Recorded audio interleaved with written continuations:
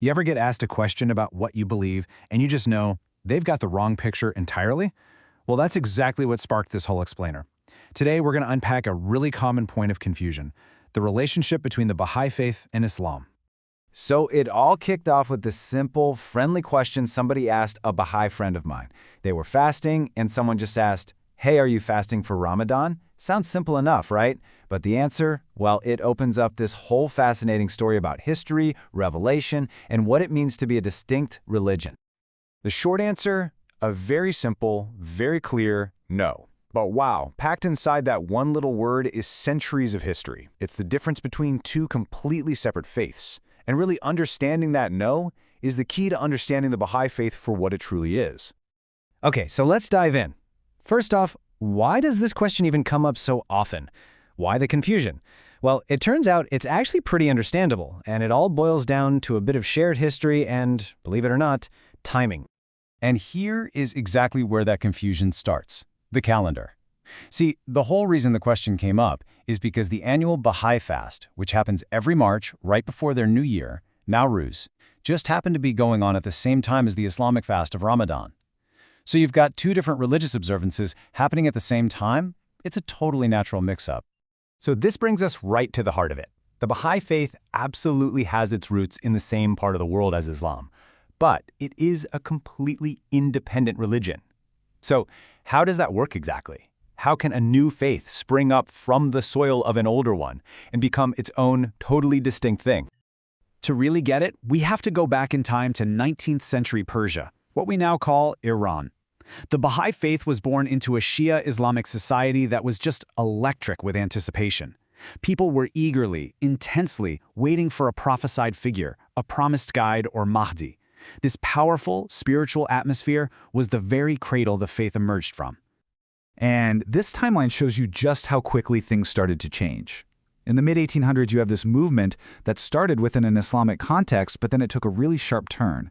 That 1848 Conference of Badasht was a huge moment, a pivotal, decisive break from Islamic law, and by the early 1900s, it was being recognized for what it had become, a brand new independent world religion. And this right here is probably the best way to think about it. Just think about the relationship between Christianity and Judaism. Christianity came out of a Jewish world, right? Jesus and his first followers were all Jews. But today, nobody would call Christianity a sect of Judaism. It's known everywhere as its own independent world religion. Well, the Baha'i faith has that exact same kind of parallel relationship with Islam. It emerged from an Islamic culture, but it isn't a part of it. So what is it then? What are these specific things that make it a separate religion and not just, say, a reform movement or a different interpretation? Let's break down the actual foundations. This chart just lays it all out, plain and simple. A religion is really defined by its core pillars. So for Islam, the prophet founder is Muhammad. For the Baha'i faith, it's Baha'u'llah. The sacred text of Islam is the Quran. Baha'is have their own massive, distinct collection of sacred writings, like the Kitab-i-Aqdas. Islam follows Sharia law. The Baha'i faith introduced a whole new set of laws and social principles. And as we saw, they even have completely different calendars. And this is exactly why the word sect just doesn't fit here. A sect is a group that might break away, but it still looks back to that mother religion for its core identity and laws. The Baha'i faith doesn't do that. It doesn't refer back to Islam for its authority. It establishes its own complete religious system from the ground up. So, to just put it all together, the Baha'i faith isn't a sect because it has the whole package, its own complete and independent foundation. We're talking a new prophet founder, new sacred scriptures, a unique system of laws and administration, and yes, its own distinct calendar that lays out its holy days and its own period of fasting. Okay, so we spent a lot of time on what the Baha'i faith is not. So what is it? What are the core pillars that its followers all around the world actually believe in? All right, so at its absolute core, the Baha'i faith is monotheistic. It teaches that there is one, single, all-powerful God who created the entire universe. And that puts it right in the family of Abrahamic traditions, alongside Judaism, Christianity, and Islam. A really central belief is that God, in his true essence, is totally beyond human understanding.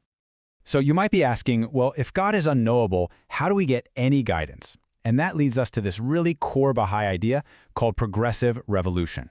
Baha'is believe that God reveals his will to humanity through a series of divine messengers throughout history. Figures like Moses, Jesus, and Muhammad are all seen as these manifestations of God, and each one brought a message perfectly suited for the time and place they appeared in. For Baha'is, the Bab and Baha'u'llah are simply the most recent of these messengers, continuing the single unfolding story of God's plan for us. And what's the goal of this latest revelation? Well, this quote from Baha'u'llah himself just nails it. The main purpose, the driving force behind it all, isn't just about saving your own soul. It's about protecting the interests and promoting the unity of the entire human race. This idea of unity is the absolute heart of the Baha'i faith. And look, this message of unity isn't just some nice, abstract thought. It has created a faith that is genuinely all over the world, with a presence in just about every corner of the planet. I mean, just look at this number. Over 200. With organized communities in that many countries and territories, the Baha'i faith is actually the second most geographically widespread religion on Earth, right after Christianity. That's incredible. It just shows that this message of unity has really connected with people from pretty much every national, ethnic, and religious background you can imagine. And its message feels like it was written for right now, for the challenges we're all facing today. It calls for the unity of all people, the establishment of world peace and universal justice. It teaches that science and religion are in harmony, not conflict, and it champions the full equality of women and men. These are the principles that Baha'is are trying to put into action all over the globe. So let's bring it all the way back to that first question and answer it clearly, once and for all. The Baha'i faith is not a current, not a sect, not a branch of Islam. It is an independent world religion with its own founder, its own sacred books, its own laws, and its own global community. And that leaves us with a pretty deep thought to end on. If, like the Baha'is believe, all the great religions of the world are really just different chapters from the same divine book, then what is it really that divides us? That's a question worth thinking about.